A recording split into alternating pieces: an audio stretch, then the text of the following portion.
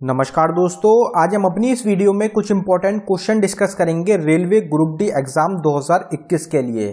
तो 2021 में अप्रैल और जून के बीच में जो एग्जाम होने वाला है रेलवे ग्रुप डी का, उसके लिए कुछ एक्सपेक्टेड क्वेश्चंस लिए हमने इस वीडियो में, जो कि काफ़ी इंपॉर्टेंट रहेंगे। ये सभी रिपीटेड क्वेश्चंस है जो कि काफ़ी बार एग्जाम्स में रिपीट होते हैं।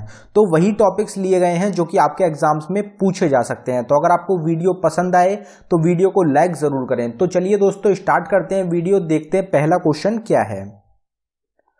तो हमारा पहला क्वेश्चन है, who among the following was the first defence minister of India. तो इंडिया के, भारत के पहले डिफेंस मिनिस्टर कौन थे? तो हमारा आंसर हो जाएगा बलदेव सिंह। बलदेव सिंह जो थे ये भारत के पहले डिफेंस मिनिस्टर थे। करंट टाइम में डिफेंस मिनिस्टर कौन है हिंदुस्तान के? तो राजनाथ सिंह जो हैं वो भी करंट टाइम में डिफेंस मिनिस्टर हैं हिंदुस्तान के। अगला क्वेश्चन देखते हैं, The first person to conduct heart transplant in India is. तो भारत में सबसे पहले जो हार्ट ट्रांसप्लांट करा गया था वो किसके द्वारा करा गया था? तो हमारा आंसर हो जाएगा डॉक्टर वेणुगोपाल। काफी बार एग्जाम्स में पूछा जाता है कि डॉक्टर वेणुगोपाल जो हैं इनके द्वारा सबसे पहला हार्ट ट्रांसप्लांट करा गया था हिंदुस्तान में।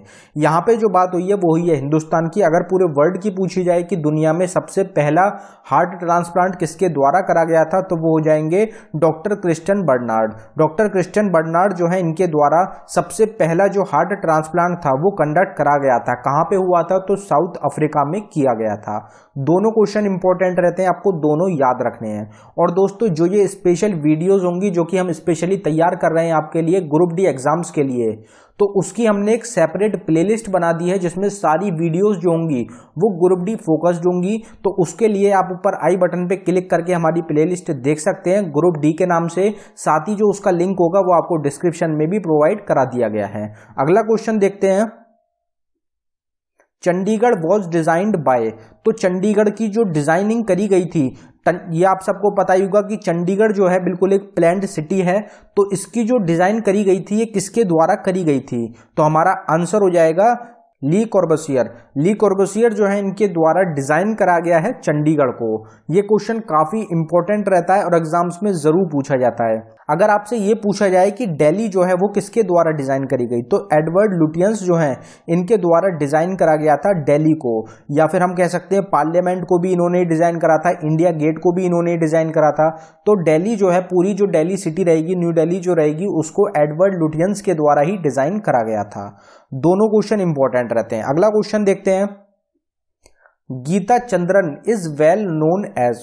तो गीता चंद्रन जो है इनको किस लिए जाना जाता है? तो हमारा आंसर हो जाएगा भरतनाट्यम डांसर। तो गीता चंद्रन जो है ये काफी फेमस रहती हैं, भरतनाट्यम डांसर हैं और इनके जो डांसेस हैं वो काफी फेमस हैं पूरे हिंदुस्तान में और इनको काफी सारे अवार्ड्स हैं जिनसे सम्मानित किया जा चुका है। अगला क्वेश्चन देखते हैं, the book letter from a father to daughter was written by. तो आप सबको पता ही है कि बुक्स एंड ऑथर्स जो होता है कितना इंपॉर्टेंट टॉपिक रहता है। आपकी हर शिफ्ट में आपको एक क्वेश्चन जरूर मिलने वाला है बुक्स एंड ऑथर्स के ऊपर। तो बुक्स एंड ऑथर्स की हमने सेपरेट वीडियो भी बना दी अपने चैनल पे। और दोस्तों, जितने भी स्टैटिक टॉपिक्स हो सकते हैं जिनके ऊपर एग्जाम्स में क्वेश्चन पूछे जा सकते हैं, उसकी भी हमने सेपरेट प्लेलिस्ट तैयार करी है जो कि ऊपर आपको आई बटन पे क्लिक करके मिल जाएगी, या फिर उसका लिंक जो है आपको डिस्क्रिप्शन में भी मिल जाएगा। तो आप उसको भी जरूर देखें। आपको जितनी भी प्लेलिस्ट मिलेंगी ऊपर आई बटन पे या फिर डिस्क्रिप्शन में, वो सभी बिल्कुल आपके एग्जाम फोकस्ड होंगी और बिल्कुल 100% रियल क्वेश्चंस होंगे। तो letter from a father to daughter जो बुक है किसके द्वारा लिखी गई? तो हमारा आंसर हो जाएगा जवाहरलाल नेहरू। अब अगर जवाहरलाल नेहरू की बात करी जाए तो भारत के पहले प्रधानमंत्री थे जवाहरलाल नेहरू, जिनके द्वारा बुक लिखी गई थी letter from a father to daughter. और अगर डिस्कवरी ऑफ इंडिया की बात करी जाए कि डिस्कवरी ऑफ इंडिया जो बुक है वो किसके द्वारा लिखी गई, तो वो भी सबसे फेमस बुक रहती है जवाहरलाल नेहरू की। जवाहरलाल नेहरू ने ही लिखी है डिस्कवरी ऑफ इंडिया भी। अगला क्वेश्चन देखते हैं, William Harvey is known for the discovery of. तो आपको पता होगा डिस्कवरी और इन्वेंशंस जो होती हैं ये भी एक मोस्ट इंपॉर्टेंट टॉपिक रहता है एग्जाम्स के लिए। तो विलियम हार्वे जो है इन्होंने किस चीज की खोज करी थी, डिस्कवरी करी थी, जिसकी वजह से इनको जाना जाता है? तो हमारा आंसर हो जाएगा सर्कुलेशन ऑफ ब्लड। तो हमारी बॉडी में जो ब्लड सर्कुलेशन होता है उसकी जो खोज करी गई थी, सबसे पहले डिस्कवरी करी गई थी, वो करी गई थी विलियम हार्वे के द्वारा। तो इनको फादर ऑफ ब्लड सर्कुलेशन के नाम से भी जाना जाता है। Who among the following is the first lady governor of an Indian state. तो हम काफी बार डिस्कस करते हुए आ रहे हैं कि भारत की पहली लेडी गवर्नर कौन थी, तो हमारा आंसर हो जाएगा सरोजिनी नायडू। सरोजिनी नायडू जो थी ये भारत की पहली लेडी गवर्नर थी, पहली महिला गवर्नर थी। एक क्वेश्चन इंपॉर्टेंट और रहता है कि ये कौन सी स्टेट की सबसे पहली महिला गवर्नर बनी थी, तो वो स्टेट रहेगी उत्तर प्रदेश स्टेट, जो कि सबसे पॉपुलस स्टेट है इंडिया की। और दूसरा क्वेश्चन ये पूछा जाता है कि इंडियन नेशनल कांग्रेस की प्रेसिडेंट जो रही थी सरोजिनी नायडू, वो कौन से साल में रही थी, तो 1925 में प्रेसिडेंट रही थी सरोजिनी नायडू इंडियन नेशनल कांग्रेस की। और 1924 सबसे इंपॉर्टेंट रहता है, जिसमें महात्मा गांधी जो थे वो प्रेसिडेंट रहे थे इंडियन नेशनल कांग्रेस के।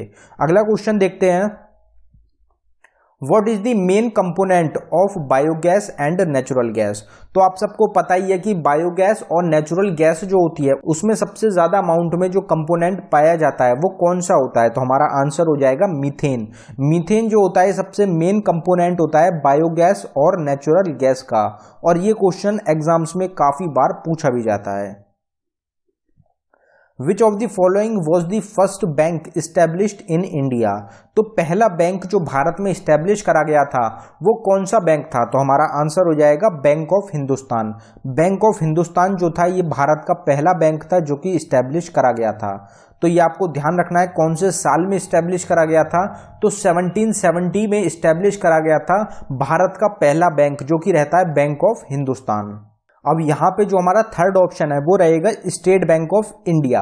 स्टेट बैंक ऑफ इंडिया से क्या क्वेश्चन पूछा जाता है कि स्टेट बैंक ऑफ इंडिया जो है इसका पुराना नाम क्या है, तो स्टेट बैंक ऑफ इंडिया जो है इसका पुराना नाम रहेगा imperial bank of India. Imperial bank of India जो है वो ओल्ड नेम रहता है स्टेट बैंक ऑफ इंडिया का, जो कि एग्जाम्स में जरूर पूछा जाता है। अगला क्वेश्चन देखते हैं, the central arid zone research institute is located at. तो central arid zone research institute जो है ये कहाँ पे लोकेटेड है, तो हमारे नेशनल इंस्टीट्यूट्स जो हैं वो कहाँ पे लोकेटेड है, नेशनल ऑर्गेनाइजेशंस कहाँ पे लोकेटेड है, हेडक्वार्टर कहाँ पे है, कब इस्टेब्लिश हुई थी, इस तरीके के क्वेश्चन काफी पूछे जाते हैं एग्जाम्स में। तो central arid zone research institute की अगर बात करी जाए तो ये कहाँ पे लोकेटेड है, तो हमारा आंसर हो जाएगा जोधपुर। तो जोधपुर जो कि एक सिटी है राजस्थान की, यहाँ पे हेडक्वार्टर रहेगा central arid zone research institute का। Who discovered the Harappa civilisation. अब अगर हड़प्पा सिविलाइजेशन की बात करी जाए तो हड़प्पा सिविलाइजेशन जो थी ये किसके द्वारा खोजी गई थी, इसकी डिस्कवरी जो करी गई थी वो किसके द्वारा करी गई, तो हमारा आंसर हो जाएगा दयाराम साहनी। दयाराम साहनी जो है इनके द्वारा खोज करी गई थी हड़प्पा सिविलाइजेशन की। अब जो इंडस वैली सिविलाइजेशन होता है उसके काफी इंपॉर्टेंट क्वेश्चंस बनते हैं और एग्जाम्स में जरूर पूछे जाते हैं, तो उसके लिए हमने कुछ एक्स्ट्रा इंफॉर्मेशन है जो कि आपके लिए डाली है। जैसे कि तो आपसे एग्जाम में क्वेश्चन इस तरीके से पूछा जाता है कि कौन सा स्कॉलर था जिसके द्वारा इंडस सिविलाइजेशन जो वर्ड है ये सबसे पहले यूज करा गया था, तो आपका आंसर हो जाएगा जॉन मार्शल। जॉन मार्शल जो है ये पहले स्कॉलर थे जिनके द्वारा इंडस वैली सिविलाइजेशन जो वर्ड है इसको यूज करा गया था। अब आपने देख लिया कि हड़प्पा सिविलाइजेशन जो है ये खोजी गई थी दयाराम साहनी के द्वारा, तो मोहनजोदारो भी इंपॉर्टेंट रहेगी। मोहनजोदारो जो है उसकी डिस्कवरी किसने करी, तो रखल दास बनर्जी के द्वारा खोजा गया था, डिस्कवरी करी गई थी मोहनजोदारो की। अब अगर हड़प्पा सिविलाइजेशन की बात करी जाए तो ये कौन सी रिवर के अराउंड है, मोस्ट इंपॉर्टेंट रहता है, तो रावी रिवर जो है उसके अराउंड सिचुएटेड है हड़प्पा सिविलाइजेशन। मोहनजोदारो की बात करी जाए तो ये इंडस रिवर के अराउंड सिचुएटेड था। एक क्वेश्चन आपसे एग्जाम में पूछा जाता है कि एंशिएंट सबसे पुराना जो पोर्ट था, एंशिएंट पोर्ट जो था इंडस वैली सिविलाइजेशन का, वो कौन सा था, तो आपका आंसर हो जाएगा लोथल। लोथल जो था ये एंशिएंट पोर्ट रहेगा इंडस वैली सिविलाइजेशन का। फिर एक मोस्ट इंपॉर्टेंट क्वेश्चन पूछा जाता है कि इंडस सिटी कौन सी है जिसको कि वाटर मैनेजमेंट के लिए जाना जाता है, तो ये क्वेश्चन रिपीट होता है जिसका नाम रहेगा धोलावीरा। धोलावीरा जो है ये एक इंडस सिटी रहेगी जिसको कि वाटर मैनेजमेंट के लिए जाना जाता था और जाना जाता है, तो ये आपको ध्यान रखना है। ये कुछ इंपॉर्टेंट क्वेश्चन है इंडस वैली सिविलाइजेशन से। अगला क्वेश्चन देखते हैं, द फेमस गायत्री मंत्र इज टेकन फ्रॉम। तो गायत्री मंत्र जो है, जो कि काफी फेमस रहता है, तो ये कहां से लिया गया है? तो हमारा आंसर हो जाएगा ऋग्वेद। ऋग्वेद जो है उसमें से लिया गया है गायत्री मंत्र को। तो ये आपको ध्यान रखना है। सावित्री जो है उनको डेडिकेटेड होता है गायत्री मंत्र, और ये एग्जाम्स में भी पूछा जाता है कि कौन सी देवी होती है जिनको डेडिकेट होता है गायत्री मंत्र, तो वो रहेंगी सावित्री। जो सावित्री देवी होती हैं उनको जो होता है गायत्री मंत्र डेडिकेटेड होता है। Name the scientist who coined the word cell. तो सेल के ऊपर क्वेश्चन लगातार पूछा जाता है, एग्जाम्स में रिपीट होता है, तो आपको पता ही होगा कि सेल की जो डिस्कवरी करी गई थी किसके द्वारा करी गई थी, सेल का जो नाम रखा गया किसके द्वारा रखा गया, तो हमारा आंसर हो जाएगा रॉबर्ट हुक। रॉबर्ट हुक जो है इनके द्वारा खोज करी गई थी, डिस्कवरी करी गई थी सेल के लिए, और मोस्ट इंपॉर्टेंट रहता है एग्जाम्स के लिए भी। अगला क्वेश्चन देखते हैं। Periyar national park is located in which state of India. अब दोस्तों अगर आप ग्रुप डी की तैयारी भी कर रहे हैं तो आप जो नेशनल पार्क की हमारी सेपरेट वीडियो है आप उसको जरूर देखें, क्योंकि आपकी जो शिफ्ट रहेंगी उसमें आपको एक क्वेश्चन नेशनल पार्क के ऊपर भी जरूर मिलेगा। तो पेरियर नेशनल पार्क जो रहता है ये कौन सी स्टेट में है? तो हमारा आंसर हो जाएगा केरला। केरला जो स्टेट है वहां पे लोकेटेड है पेरियर नेशनल पार्क। बाकी के जो नेशनल पार्क है उसकी सेपरेट वीडियो ऑलरेडी आपको चैनल पे मिल जाएगी, इसलिए हमने बाकी के जो और नेशनल पार्क रहते हैं वो वीडियो में नहीं डाले। अगला क्वेश्चन देखते हैं। Who is the author of the book India remembered. तो इंडिया रिमेंबर्ड आप नाम से ही देख सकते हैं, टाइटल से ही देख सकते हैं कितनी इंपॉर्टेंट बुक रहेगी कि इंडिया रिमेंबर्ड जो बुक है ये किसके द्वारा लिखी गई। तो हमारा आंसर हो जाएगा पैमेला माउंटबेटन। पैमेला माउंटबेटन जो है इनके द्वारा बुक लिखी गई है जिसका टाइटल रहता है India remembered. Hirakud dam is located in which state of India. अब अगर डैम्स की बात करी जाए, लेक्स की बात करी जाए और रिवर्स की बात करी जाए तो ये भी एक ऐसा टॉपिक रहता है जिससे एग्जाम्स में क्वेश्चन जरूर पूछा जाता है। तो हीराकुड डैम जो है ये कहां पे लोकेटेड है? तो हमारा आंसर हो जाएगा उड़ीसा। उड़ीसा जो स्टेट रहेगी वहां पे लोकेटेड है हीराकुड डैम। अब ये जो क्वेश्चंस रहते हैं डैम से रिलेटेड ये काफी सारे क्वेश्चंस होते हैं और ये एग्जाम्स में जरूर पूछा जाता है। अब जो तहरी डैम होता है जो कि इंडिया का हाईएस्ट डैम होता है, मैं आपको वो और बता देता हूँ वो कहाँ पे लोकेटेड है। तो वो रहेगा उत्तराखंड स्टेट में। उत्तराखंड स्टेट में इंडिया का सबसे ऊंचा हाईएस्ट डैम रहता है तहरी डैम। अगर भाखरा नागल डैम की बात करी जाए तो वो रहेगा हिमाचल प्रदेश स्टेट में। तो कुछ और भी इंपॉर्टेंट डैम्स होते हैं जो कि एग्जाम्स में जरूर पूछे जाते हैं, आप उनको भी जरूर स्टडी करें। अगला क्वेश्चन देखते हैं। The headquarter of World Anti-Doping Agency is situated at। तो मोस्ट इंपॉर्टेंट टॉपिक रहता है इंटरनेशनल ऑर्गेनाइजेशंस का। जितनी भी इंटरनेशनल ऑर्गेनाइजेशन रहेंगी, वर्ल्ड हेल्थ ऑर्गेनाइजेशन हो गई, वर्ल्ड ट्रेड ऑर्गेनाइजेशन हो गई, इंटरनेशनल मॉनेटरी फंड हो गई, वर्ल्ड मेट्रोलॉजिकल ऑर्गेनाइजेशन हो गई, वर्ल्ड बैंक हो गया, एशियन डेवलपमेंट बैंक हो गया, सार्क ऑर्गेनाइजेशन हो गई, आसियान ऑर्गेनाइजेशन हो गई, G7 कंट्रीज हो गई। तो ये जितनी भी इंटरनेशनल ऑर्गेनाइजेशंस रहेंगी हर एक ऑर्गेनाइजेशन इंपॉर्टेंट रहती है। उसके मेंबर्स आपको पता होना चाहिए, उसके हेडक्वार्टर पता होना चाहिए आपको कहां पे है, उसकी स्टैब्लिशमेंट कब हुई थी आपको ये जरूर ध्यान रखना है, और साथ ही साथ उसके करंट टाइम में हेड कौन है। ये 4 से 5 क्वेश्चंस होते हैं जो कि हर एग्जाम में पूछे जाते हैं इंटरनेशनल ऑर्गेनाइजेशन से। अब अगर वर्ल्ड एंटी डोपिंग एजेंसी की बात करी जाए तो इसका हेडक्वार्टर कहां पे लोकेटेड है? तो हमारा आंसर हो जाएगा मॉन्ट्रियल कनाडा।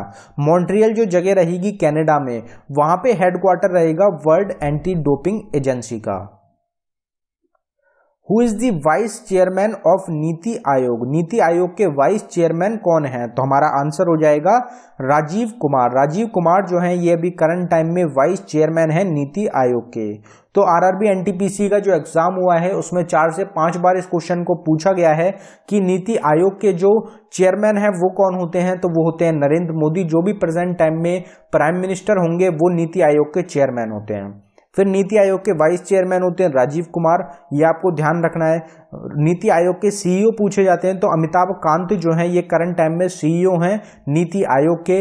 नीति आयोग का पुराना नाम पूछा जाता है तो प्लानिंग कमीशन जो है वो पुराना नाम रहेगा नीति आयोग का। फिर नीति आयोग जो है कौन से साल में फॉर्म हुई थी?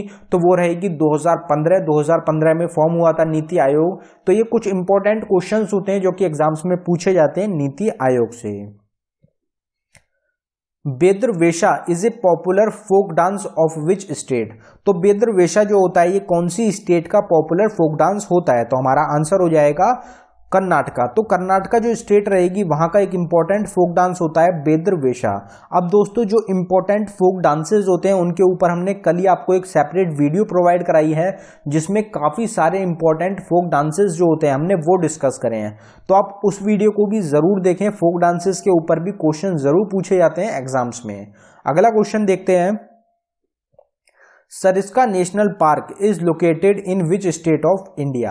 अब अगर सरिस्का नेशनल पार्क की बात करी जाए तो ये इंडिया की कौन सी स्टेट में है, तो ये आपको जरूर पता होगा। हमारा आंसर हो जाएगा राजस्थान। राजस्थान जो स्टेट है वहां का फेमस नेशनल पार्क रहता है सरिस्का नेशनल पार्क। एग्जाम्स में पूछा जाता है। नेशनल पार्क्स आपको जरूर ध्यान रखने। एक मैं और इंपॉर्टेंट नेशनल पार्क बता देता हूं आपको जो कि एग्जाम्स में जरूर पूछा जाता है, जो कि रहता है काजीरंगा नेशनल पार्क। कहां पे लोकेटेड है, तो ये लोकेटेड है आसाम स्टेट में। अब ये मोस्ट इंपॉर्टेंट क्यों रहता है, क्योंकि वन हॉर्न्ड राइनो जो होते हैं वो 2/3 पाए जाते हैं पूरी दुनिया के काजीरंगा नेशनल पार्क में। तो ये क्वेश्चन हर बार रिपीट होता है और मोस्ट इंपॉर्टेंट रहता है। वन हॉर्न्ड राइनो जो होते हैं वो सबसे ज्यादा पाए जाते हैं काजीरंगा नेशनल पार्क में, जो कि लोकेटेड है आसाम स्टेट में। तो दोस्तों ये था हमारी वीडियो का आखिरी क्वेश्चन। अगर आपको वीडियो पसंद आई हो तो वीडियो को लाइक जरूर करें और साथ ही हमारे चैनल को भी सब्सक्राइब कर लें। और दोस्तों ऊपर आई बटन पे क्लिक करके आपको जितनी भी प्लेलिस्ट प्रोवाइड कराई गई हैं उनको आप जरूर देखें, मोस्ट हेल्पफुल रहेंगी आपके एग्जाम्स के लिए। उनमें से आपको जरूर क्वेश्चन मिलेंगे। साथ ही उनका लिंक आपको डिस्क्रिप्शन में भी प्रोवाइड करा दिया गया है। धन्यवाद दोस्तों।